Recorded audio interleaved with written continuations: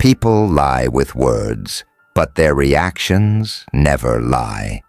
We live in a world where everyone is broadcasting something. Curated smiles, filtered stories, carefully worded messages. It's easy to be fooled by what people say, because people are good at saying the right thing. They say, "I'm happy for you." They say, "Let me know if you need anything." They say, "I've always had your back." But words are cheap. Machiavelli knew that 500 years ago. And today, in a world full of PR-trained personas and social media highlight reels, his insight rings truer than ever. People lie with their mouths, but their reactions, that's where the truth lives. Hey guys, we're Strategy, based in Abu Dhabi. We use AI tools to make these concepts come to life, but it's our amazing team who goes deep, breaking down powerful philosophical ideas and showing how they really apply in everyday life. We hope you enjoyed today's content. Think of every interaction as a move on a chessboard, that handshake from your coworker. It might not be about friendship. It might be about power. That compliment from a competitor. Maybe it's not admiration. Maybe it's surveillance. That apology from someone who wronged you could be regret, or it could be manipulation. Every word spoken in public can be staged, but when people don't know they're being observed, when the lights are off and the audience is gone, that's when their instincts take over. That's when their real character slips through the cracks. Machiavelli didn't wait to be betrayed. He didn't gamble on loyalty. He tested it. He applied pressure, small, precise, surgical pressure, not to destroy, but to reveal. And you can, too. In a world full of performance, the smartest move is to become an observer, a quiet strategist. So how do you cut through the noise? Let's walk through the 7 psychological tests Machiavellians run to see who's real and who's just performing. The celebration test. How to detect hidden envy in a smile you've just won. A job offer, a huge opportunity.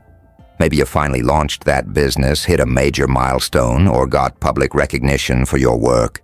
It's big, and naturally you want to share it with someone close, a friend, a coworker, a partner.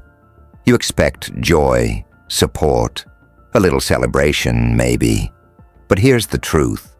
What they say doesn't matter. It's how they react before they know they're being watched that tells you everything.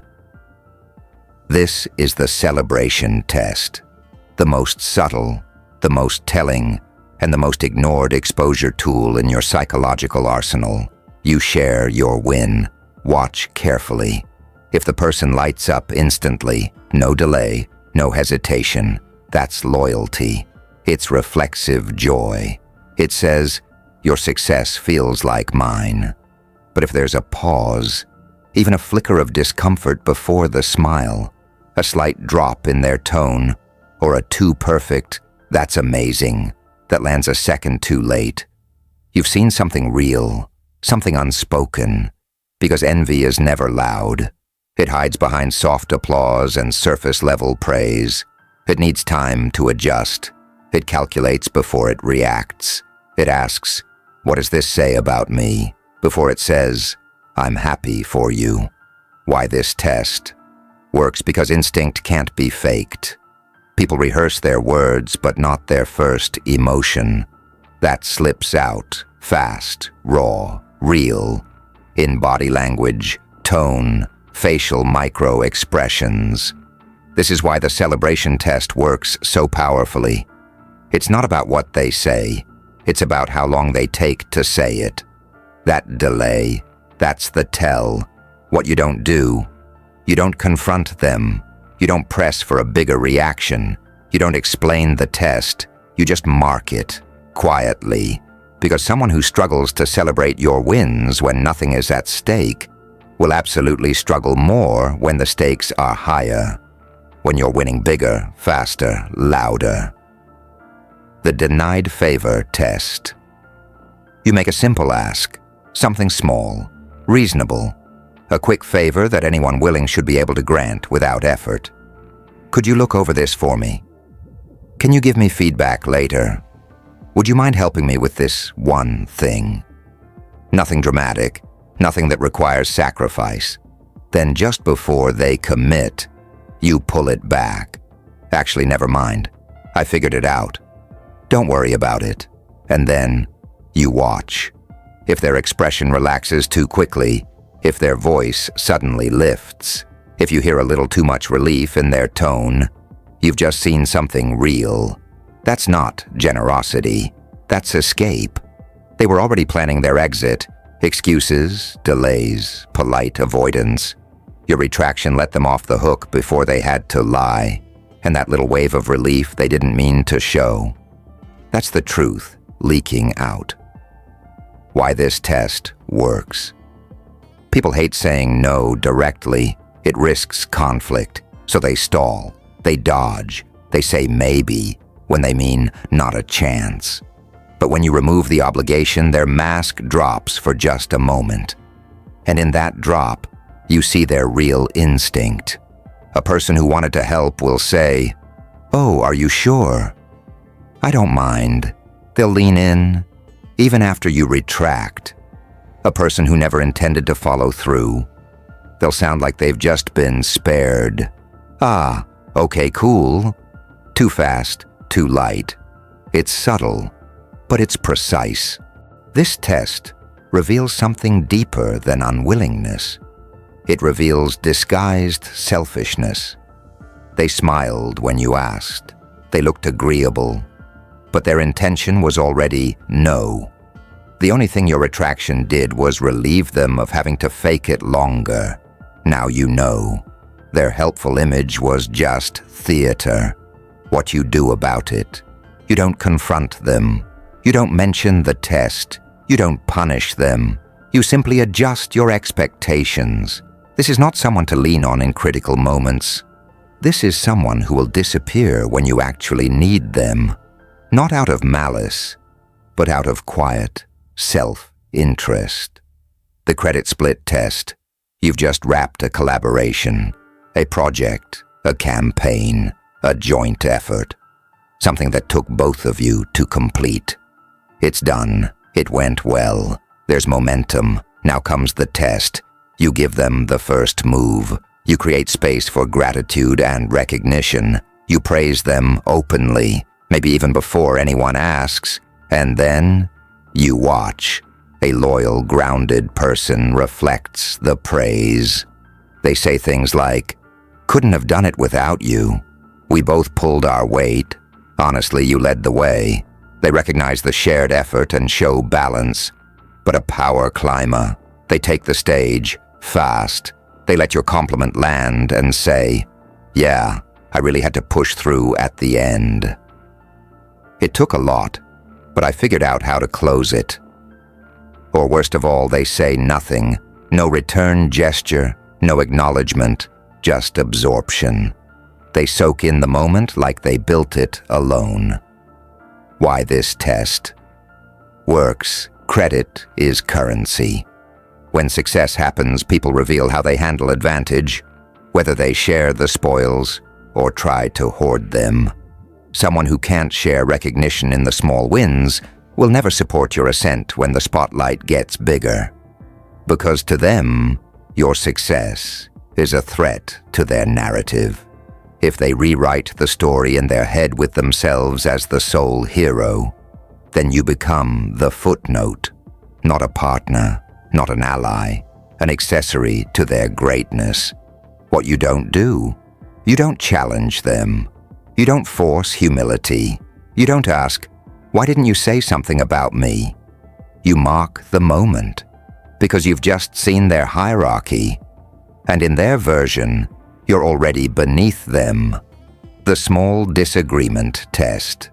The conversation is smooth, light, comfortable. Then you introduce a gentle challenge, not an attack, not an argument, just a different angle. I actually see it a bit differently. Not sure I agree with that take. I get where you're coming from, but here's how I look at it. Casual, respectful, calm. And then the test begins. How do they respond to small resistance? Do they stay open, ask questions, stay engaged? Or do they stiffen up, talk over you, go cold? Do they suddenly get sarcastic or defensive? Do they withdraw energy, go quiet, retreat emotionally? If they can't handle a difference in opinion without discomfort, you've uncovered something big. They're not interested in dialogue. They're addicted to agreement.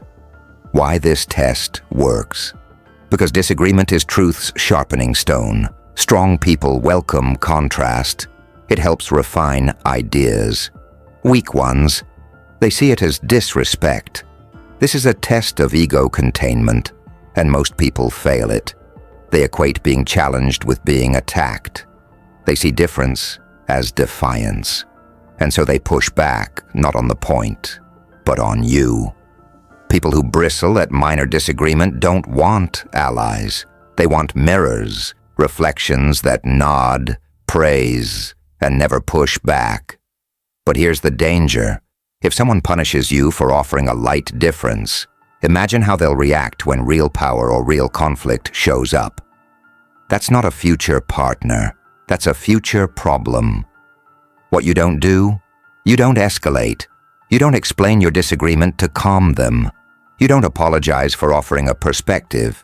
You simply observe. You've just seen their tolerance ceiling, and it's lower than it looked. The delayed response test. You send a message, not a meme, not small talk, something that matters, a time-sensitive question, a request, a piece of news that warrants attention, and then you wait. Not with anxiety, not with expectation, with observation. Because what happens next isn't just digital behavior, it's a live reading of how they value you. Do they respond promptly? Do they acknowledge you even if they're busy? Or do they delay consistently until it's convenient or beneficial for them? This test reveals their priority scale, not by what they say, but by when they choose to say it. Why this test works? Because time reveals truth, and attention is a limited currency. People don't just manage their inbox, they rank it. And if your messages keep getting pushed to the bottom, you've already been assigned a position, low priority, optional, replaceable. But watch what happens when they need something. Suddenly they respond fast. They're available, engaged. Hey, just checking in. The speed of reply flips. Not because they value you more, but because now you're useful. Here's the formula. Slow to respond when it's your need. Fast to respond when it's their goal. This isn't forgetfulness. This is calculated reciprocity, weighted in their favor. It says, you matter when I want something. Otherwise, you wait. What you don't do, you don't beg for faster replies. You don't chase with follow-ups. You don't emotionally explain your urgency. You take note. Because communication is relationship architecture, and their delay is not just silence, it's structure, the public praise test. You do something rare in today's ego-charged world. You praise someone publicly, in a meeting, on social media, in front of friends, colleagues, or leaders. You hand them the mic. You lift them up. You spotlight their contribution, no strings attached. This is the test. Because how someone handles praise in private is one thing, but how they behave when there's a crowd watching. That's the truth. Do they share the moment? Do they reflect credit back to you? Do they acknowledge the collaboration? Do they say, thank you, wouldn't have happened without this person? Or do they absorb it all? Do they bask in the applause and say nothing? Do they use the moment to shift attention entirely onto themselves? Do they pretend you weren't part of the equation at all? That's not just behavior, that's hierarchy. Why this test works? Because praise is social capital. and a crowd amplifies it. People with strong character use praise to lift the group. People driven by image use it to elevate themselves and quietly erase the hands that helped them. This test reveals whether someone is a partner or just an actor waiting for their next scene. If someone can't share a moment of credit, they will never share power. They will stand beside you in private, but when others are watching, they'll step ahead. It's subtle, it's quiet, but it's intentional. They're not threatened by failure. They're threatened by your visibility, because in their mind, the spotlight only has room for one. What you don't do, you don't shame them. You don't call it out. You don't chase recognition. You log it. Because you've just learned something money can't buy, how they treat loyalty when it's not in their script. The controlled disadvantage. Test. You let them win. On purpose, a debate, a deal, a decision. You give them the edge. You allow them to feel like they got the upper hand. This isn't surrender. It's set up. You're not losing. You're watching. Because most people reveal who they really are not when they're struggling. But when they think they've won, once they sense they've gained ground. Do they relax and protect the relationship? Do they show grace? Do they reinforce trust? Or do they escalate? Do they lean into the advantage and try to push further, asking for more, taking credit, turning a moment of grace into a land grab? That's your answer. Because when you lower your guard, some don't feel honored. They feel invited to dominate. Why this test works? Power doesn't corrupt. It reveals. When someone thinks they've won, even just a little, their instincts rise to the surface. A good person uses that position to reassure you. A predator uses it to test how much further they can go. This test flips the dynamic. Instead of resisting dominance, you allow it briefly, and then observe what emerges. If someone's appetite for control only shows up after you've shown trust, if they grow louder, greedier, or more dismissive the moment they feel on top, they were never an equal. They were waiting for advantage. This isn't about ambition. It's about respect, or the lack of it. What you don't do, you don't reveal the test. You don't pull the advantage back instantly. You don't accuse them of overreaching. You take the full picture in. You now know, if this person ever holds real leverage over you, they'll use it. And that's all you needed to see. These tests are quiet. No drama, no confrontation. They don't expose people by force. They create space where truth can't hide. And once you know, the real question is, what do you do with the truth?